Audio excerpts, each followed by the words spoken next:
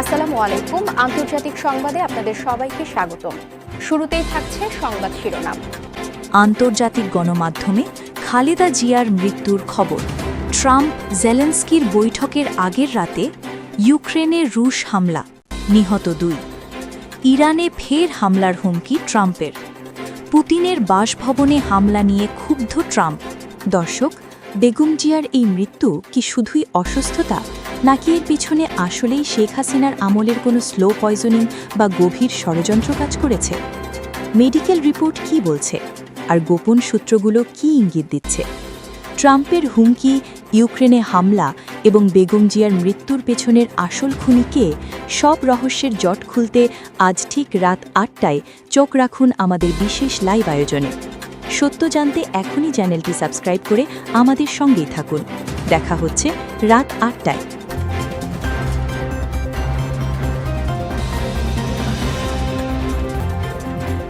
আন্তর্জাতিক গণমাধ্যমে খালেদা জিয়ার মৃত্যুর খবর।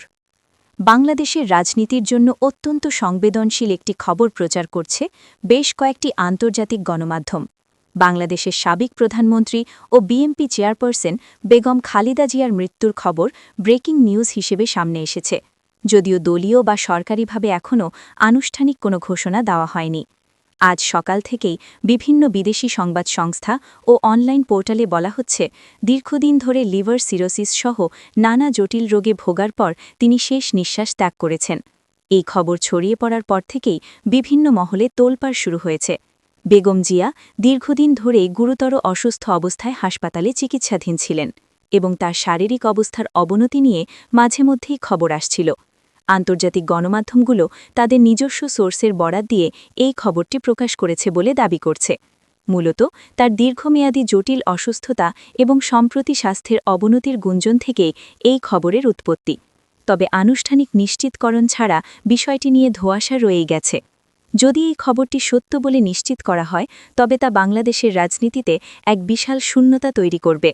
বিএনপির নেতাকর্মীদের মধ্যে শোকের ছায়া নেমে আসার পাশাপাশি তাৎক্ষণিক রাজনৈতিক অস্থিরতা তৈরি হওয়ার সম্ভাবনা রয়েছে। দলের ভবিষ্যৎ নেতৃত্ব এবং রাজনৈতিক গতিপথ কোন দিকে যাবে তা নিয়ে বড় ধরনের সংকট দেখা দিতে পারে। অন্যদিকে খবরটি যদি গুজব হয়, তবে আন্তর্জাতিক গণমাধ্যমের বিশ্বাসযোগ্যতা নিয়ে প্রশ্ন উঠবে এবং সরকারের পাশাপাশি বিএনপির পক্ষ থেকেও কড়া প্রতিক্রিয়া জানানো হতে পারে। পুরো জাতি এখন আনুষ্ঠানিক ঘোষণার অপেক্ষায় রয়েছে।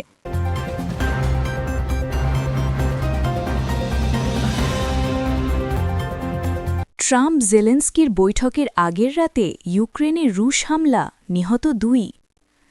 ইউক্রেন যুদ্ধ বন্ধে বিশ্ব নেতাদের কূটনৈতিক তৎপরতার মধ্যেই এক বড় অঘটন ঘটেছে।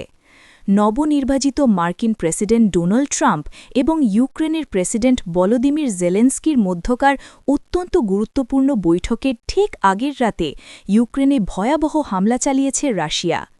কিয়েভের উপকণ্ঠে চালানো এই মিসাইল ও ড্রোন হামলায় অন্তত 2 জন নিহত হয়েছেন এবং আহত হয়েছেন আরও বেশ কয়েকজন। ইউক্রেনের বিমানবাহিনী অধিকাংশ মিসাইল প্রতিহত করার দাবি করলেও একটি মিসাইল আবাসিক ভবনে আঘাত হানলে এই হতাহতের ঘটনা ঘটে। আন্তর্জাতিক সম্পর্ক বিশ্লেষকরা মনে করছেন, এই হামলার সময়টি রাশিয়া খুব সচেতনভাবে বেছে নিয়েছে। মূলত ট্রাম্প ও জেলেনস্কির বৈঠকের আগে কিয়েভের ওপর মনস্তাত্ত্বিক চাপ সৃষ্টি করাই ছিল এর মূল লক্ষ্য। ক্রেমলিন বিশ্বকে এবং বিশেষ করে ট্রাম্পকে এই বার্তা দিতে চাইছে যে রাশিয়া এখনও যুদ্ধের ময়দানে তাদের পূর্ণ শক্তি বজায় রেখেছে এবং তারা পিছু হটতে রাজি নয়। শান্তি আলোচনার টেবিলে নিজেদের অবস্থান শক্ত করতেই পুতিন প্রশাসন এই আগ্রাসী পদক্ষেপ নিয়েছে। এই হামলার ফলে ট্রাম্প ও জেলেনস্কির আজকের বৈঠকটি চরম উত্তেজনার মধ্যে অনুষ্ঠিত হতে যাচ্ছে। ডোনাল্ড ট্রাম্প, যিনি যুদ্ধ দ্রুত বন্ধ করার প্রতিশ্রুতি দিয়েছিলেন, তার জন্য এই পরিস্থিতি একটি বড় চ্যালেঞ্জ হয়ে দাঁড়িয়েছে।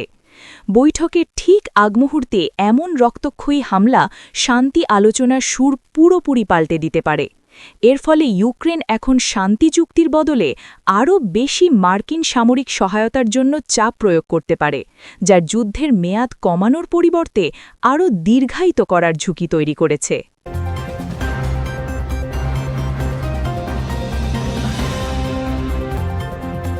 ইরানে ফের হামলার হুমকি ট্রাম্পের। ইউক্রেন ইস্যুর পাশাপাশি মধ্যপ্রাচ্যেও নতুন করে উত্তাপ ছড়িয়েছেন ডোনাল্ড ট্রাম্প। মার্কিন স্বার্থে আঘাত আসলে ইরানকে মাটির সাথে মিশিয়ে দেওয়া হবে এমন কড়া ভাষায় ফের হামলার হুমকি দিয়েছেন তিনি। নিজের সোশ্যাল মিডিয়া প্ল্যাটফর্ম এবং এক জনসমাবেশে দেওয়া ভাষণে ট্রাম্প ইরানকে উদ্দেশ্য করে এই কঠোর হুঁশিয়ারি উচ্চারণ করেন।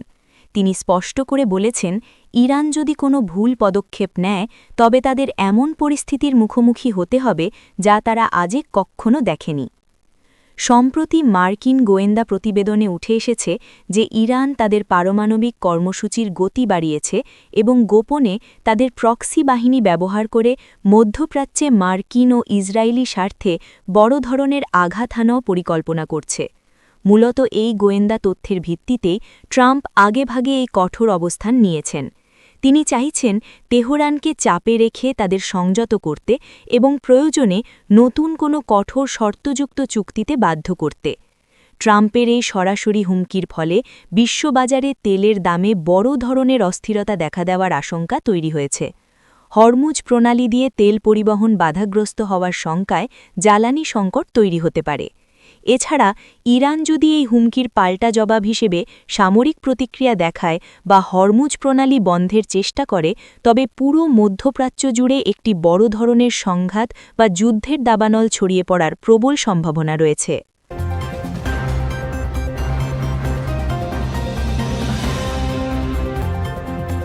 পুতিনের বাসভবনে হামলা নিয়ে ক্ষুব্ধ ট্রাম্প। রাশিয়া ইউক্রেন যুদ্ধের আরেকটি মোড় ঘুরিয়ে দেওয়া ঘটনা নিয়ে তীব্র ক্ষোভ প্রকাশ করেছেন ডোনাল্ড ট্রাম্প। রুশ প্রেসিডেন্ট ভ্লাদিমির পুতিনের বাসভবন ক্রেমলিনে ড্রোন হামলার ঘটনাকে তিনি অপ্রয়োজনীয় উস্কানি হিসেবে অভিহিত করেছেন। সম্প্রতি ক্রেমলিনের গম্বুজ লক্ষ্য করে দুটি ড্রোন হামলার চেষ্টা করা হয়, যা রুশ নিরাপত্তা ব্যবস্থা প্রতিহত করে। রাশিয়া সরাসরি ইউক্রেনকে দায়ী করলেও ট্রাম্প এই ঘটনাকে দেখছেন শান্তি প্রক্রিয়ার অন্তরায় হিসেবে। তিনি মন্তব্য করেছেন, যারা এই ধরনের হামলা চালাচ্ছে তারা মূলত বিশ্বযুদ্ধ বাধাতে চায় এবং এটি একটি রেড লাইন অতিক্রম করার শামিল। ট্রাম্পের এই ক্ষুব্ধ হওয়ার মূল কারণ হল তার নিজস্ব শান্তি পরিকল্পনা। তিনি চাইছেন রাশিয়া ও ইউক্রেনকে দ্রুত আলোচনার টেবিলে বসাতে, কিন্তু ক্রেমলিনে খোদ পুতিনের বাসভবনে হামলার মতো ঘটনা রুশ প্রেসিডেন্টকে আরও কঠোর হতে বাধ্য করবে, যা ট্রাম্পের শান্তি প্রক্রিয়ার জন্য বড় বাধা। ট্রাম্প মনে করেন, যুদ্ধক্ষেত্রের বাইরে গিয়ে এই ধরনের ব্যক্তিগত বা প্রতীকী আক্রমণ কূটনৈতিক সমাধানের পথ চিরতরে বন্ধ করে দিতে পারে। ট্রাম্পের এই অবস্থান ইউক্রেনের জন্য বেশ অস্বস্তিকর পরিস্থিতির সৃষ্টি করেছে। এর ফলে মার্কিন প্রশাসন থেকে কিয়েভকে সংযত থাকার জন্য চাপ বাড়তে পারে। অন্যদিকে পুতিন এই ঘটনাকে ব্যবহার করে ইউক্রেনের ওপর আরও ভয়াবহ হামলার বৈধতা খুঁজতে পারেন। আন্তর্জাতিক অঙ্গনে এই ঘটনা ট্রাম্প এবং জেলেনস্কির মধ্যেও কিছুটা ফাটল ধরাতে পারে, যা ইউক্রেনের সামরিক সহায়তার ওপর নেতিবাচক প্রভাব ফেলতে পারে।